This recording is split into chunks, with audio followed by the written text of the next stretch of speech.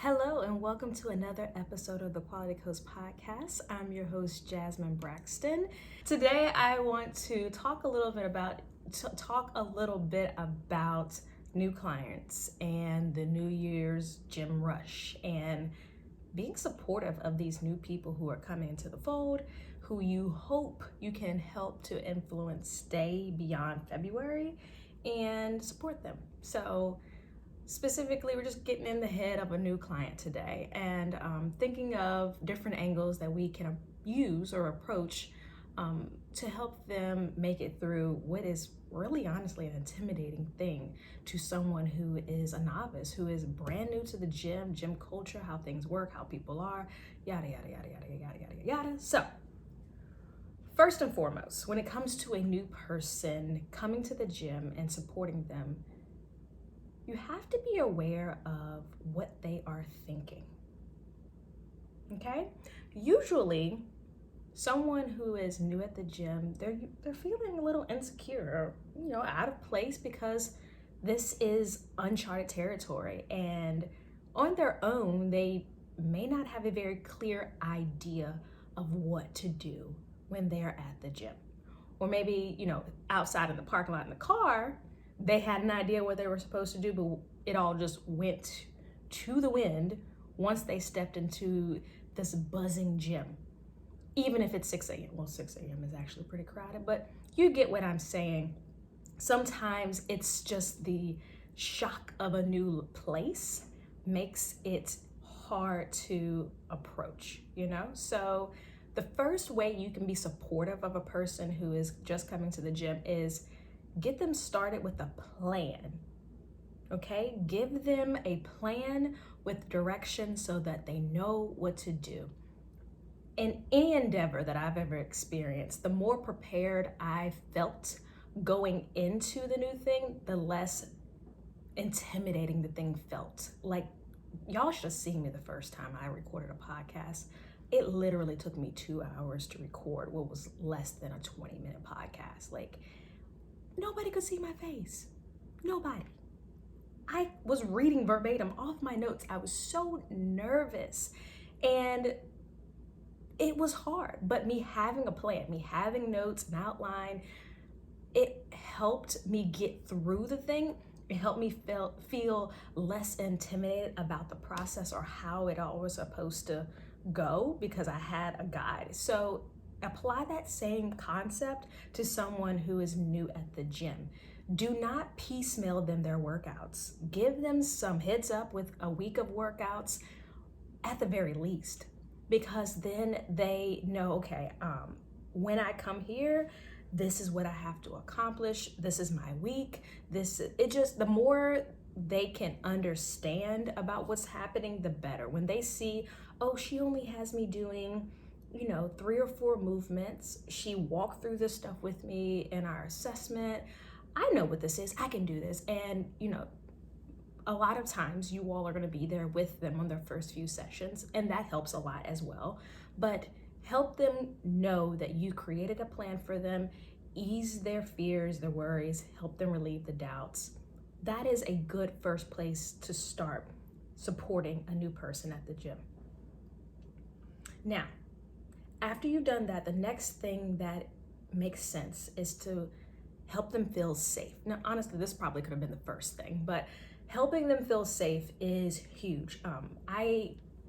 While thinking through this episode, I thought about a client I had in the past. Her name was Kate, and Kate was just hyper aware of people noticing her in the gym. Like, she's in the gym. She is someone who was very body conscious, and she just didn't like people being behind her whenever she was working out. I think it made her feel exposed or immodest or self-conscious to do any sort of movements where she's bending over or anything like that, and someone just watching her.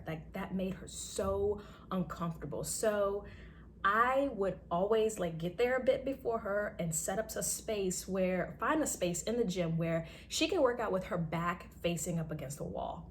I would pick a corner or something that had a wall no mirrors, no window, like so that she can feel like there's nobody that can walk behind her, stand behind her, be behind her. And that made a world of difference to her mental state and her feeling like, okay, I can do this, I'm safe, when she was in the gym with me. So little things like being aware of how unnerving it is to be standing in the middle of a gym floor, probably during a busy hour, like, that 5 o'clock after work crowd.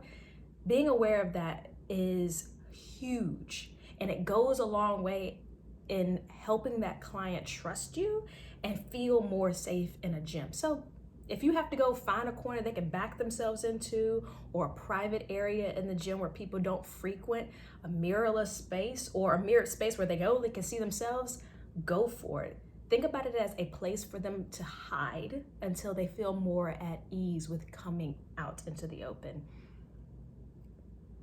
That concept alone, coming out into the open, it has volumes of depth in it, because thinking about trying something new, it is like walking out into the light and letting everybody see you. So have mercy on them, be gracious, because it is difficult to do that in anything we try to do. Stepping out and starting and being seen, it is difficult. So give them the benefit of the doubt, help them out in that regard.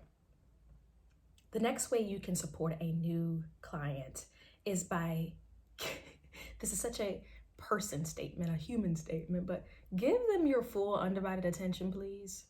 Like, I think it goes without saying, but I'm gonna say it anyway.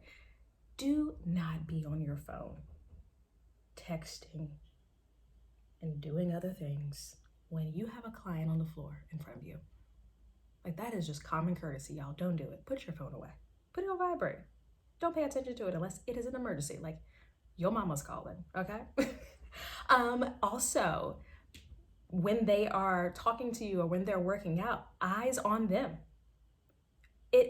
I used to watch trainers do this. When I was on the floor, they would like lean up against the wall and be looking at everybody else, looking at somebody walk by, talking to somebody else, when they had a client right there in front of them.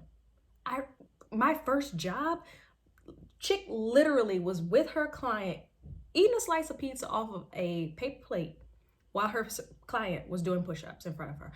And I was like, I am today years old, because that is just, I wouldn't even pay her. That is disrespectful. Like, don't be that trainer. That is like, I can see Sohi Fit being like, absolutely not. Like, this is the stuff she makes reels about.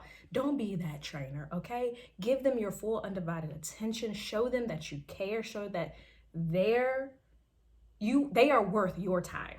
They are worth you being there on that gym floor, and you need to pay attention to them, okay?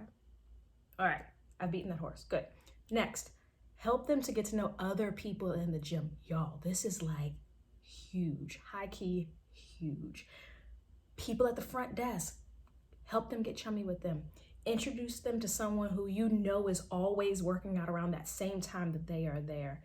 Introduce them to some of your other clients. If they are roaming around and you see them, the more hooks and connections a person has in a new environment, the less scary that place feels. All right, it is, even for a person who's introverted and does not want to be talking to everybody, like people drain them, it's still helpful for them to know other people, okay? It makes it easier for them to show up. Because this is what I've learned about introverts. They like people. They just are drained by being around people for extended period of times, which is opposite of me, an extrovert, who is like the Energizer Bunny the longer I'm around other people. So keep that in mind. Help them get connected with other people in the gym. Help them find community with others in the gym, and it will help them feel more supported while they are there. Another way you can approach this is, you can offer semi-private training, because that's going to help your bottom line too, but offering semi-private options where, you have 2 or 3 people in a session at a time, that will help them to feel like there's not just all eyes on me, because sometimes that is overwhelming for someone new. Like, oh my God, this trainer is going to be watching me and talking to me for the next 45 minutes. Oh, wow. Like some of them may not want that. Sometimes they want to be able to hide in the group by not having to always be the first to give an answer or something of that nature. So keep that in mind. Help your client get to know people. Give them options where they don't have to feel like it's just all about them, because some of them don't want that. Okay, so that's all I have for this one. Thank you for listening in. Again, welcome to this year. We are on, it is on and popping, and it's going to be great for us. So for more information about the Quality Coach podcast or Coach Unlocked, our community for online personal trainers, visit jasminebraxton.co, and I'll catch you in the next one.